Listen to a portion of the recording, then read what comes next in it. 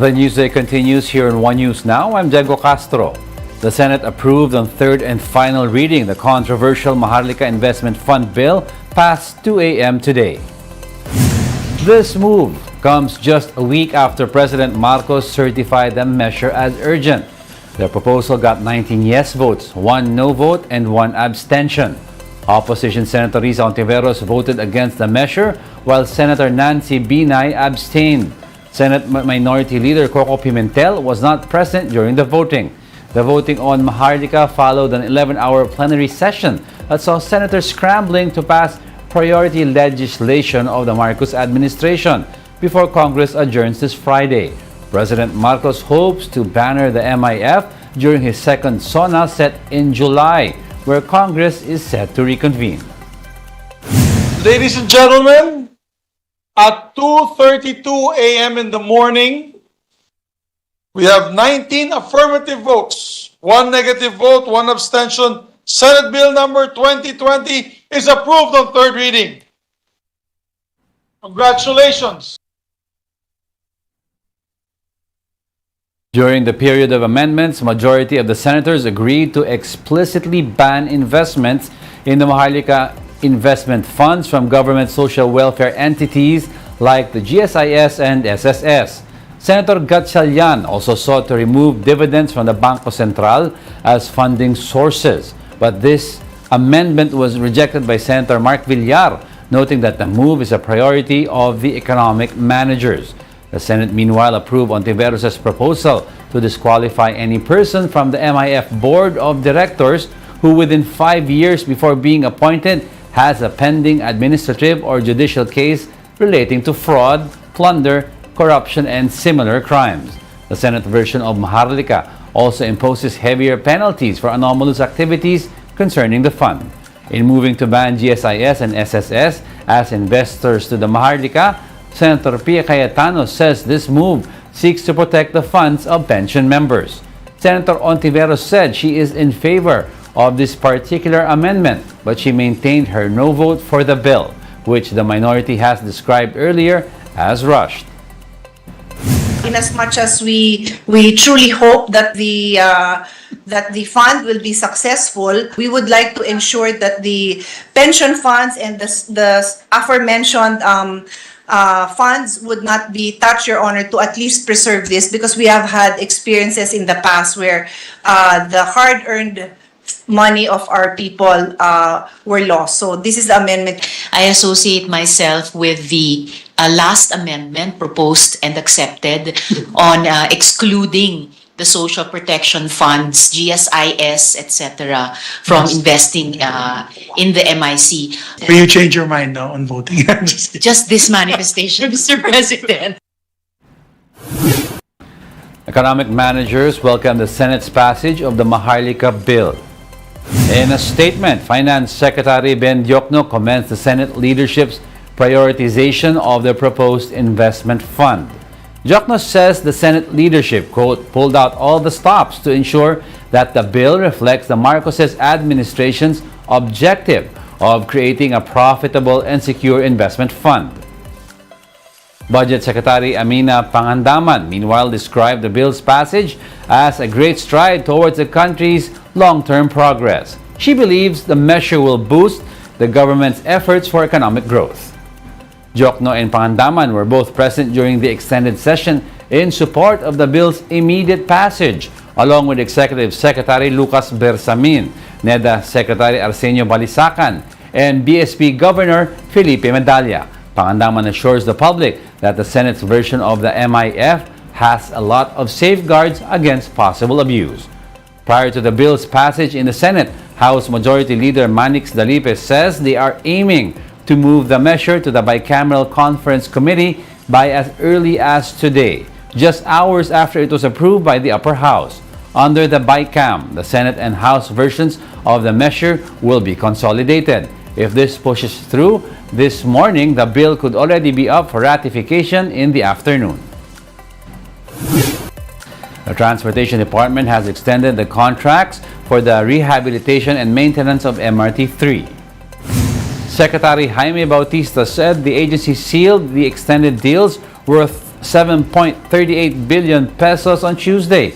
This will enable Sumitomo Corporation to provide rehabilitation and maintenance to the line for the next 26 months.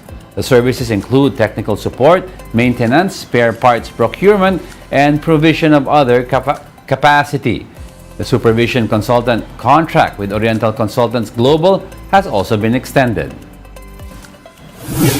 We'll be back with more stories after the break. Keep it here on One News.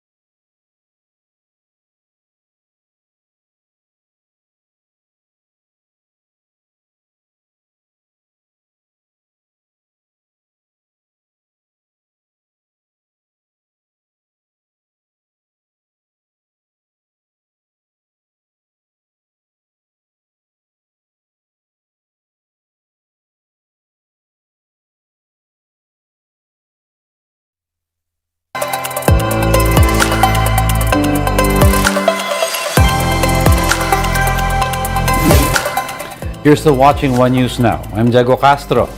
A magnitude 4.9 earthquake hit Quezon Province on Tuesday night. PHIVOLCS said the epicenter of the tremor was located some 14 kilometers northeast of Infanta. Intensity 5 was felt in Polillo, Quezon, while Intensity 2 was recorded in Makati, Manila, San Juan, and Quezon City. According to PHIVOLCS, the earthquake was tectonic in origin and no aftershocks should be expected. Typhoon Betty has further weakened and is now moving slowly over the sea east of Batanes. As of 5 a.m. today, the center of the eye of Typhoon Betty was estimated at 320 kilometers east of Itbayat, Batanes. It has a strength of up to 120 kilometers per hour and gustiness of up to 150 kph. Pagasa's latest monitoring also shows that the typhoon is now moving northwestward slowly. Typhoon Betty is forecast to slowly accelerate today through tomorrow morning while moving generally northward over the waters east of Batanes. However, it is also forecast to steadily weaken over the next 5 days due to cooler ocean waters and dry air intrusion. As of this morning, Batanes remains as the only province placed under signal number 2. Signal number 1, on the other hand, has been raised over the entire province of Apayao and Cagayan, including the Babuyan Islands. Some portions of Isabela, Ilocos Norte, and Kalinga also remain under signal number 1. However, even as the typhoon slowly pulls away from the country, the southwest monsoon is expected to bring cloudy skies over most of Luzon and western Visayas. Patuloy pa rin yung pag-iral ng southwest monsoon o hanging habagat mula dito sa southern Luzon, sa may Visayas at sa may Mindanao. Kaya nga ho ngayong araw ay inaasahan natin ng maulap na kalangitan, partikular na sa malaking bahagi ng Luzon, gayon din sa western Visayas. So, kasama ho dyan yung mga iba't ibang area, kasama po yung sa Bicol Region, Mimaropa, Calabarzon, Central Luzon, at dito sa may bahagi ng Northern Luzon. Kahit dito sa Kamaynilaan, posibleng medyo maging maulap na or makakaranas tayo ng maulap na kalangitan. Some areas in the north of the country were battered by strong winds and heavy rains brought by Typhoon Betty. In Santa Ana, Cagayan, an eyewitness captured footage of an abandoned warehouse crumbling to the ground in the middle of the storm. According to an eyewitness, he saw strong winds yank the exterior of the building, which caused the structure to wobble and collapse. According to authorities, no casualties were reported as the warehouse had long been abandoned. May malakas na hangin, sir, tapos yung sinapenta ng ulan, sir. May yung mga roofings niya, sir, nagsilipar na, tapos yung mga parlings niya, sir, yung mga kalawang niya, nagsibagsakan na, sir. Typhoon Betty also left a similar scene in Baler, Aurora, where part of a seawall had been destroyed during the storm. Authorities report that powerful waves destroyed up to 30 meters of the seawall's length. Repairs have been planned for the structure next year. Besides the seawall in Baler, strong winds also knocked down cottages at a picnic site in San Luis. No casualties were reported during either incident. Due to inclement weather brought about by Typhoon Betty, classes are still suspended in some parts of the country. Classes in all levels today, May 31, have been suspended in Malibcong, Abra, and Baguio City. 4 areas in Occidental Mindoro have also put off classes in all levels today, namely in Santa Cruz, Mamburao, San Jose, and Rizal. Meanwhile, the local government of Licuan, Baay in Abra have also suspended classes up to senior high school. The same goes for 10 areas in Benguet. These are Atok, Itogon, Kapangan, Tublay, Tuba, La Trinidad, Mankayan, Kabayan, Sablan, and Bocod. And those are the top stories of the hour. Join us again at 9:45 a.m. as we continue to monitor today's biggest stories. I am Diego Castro. We are One News. All sides, all the time.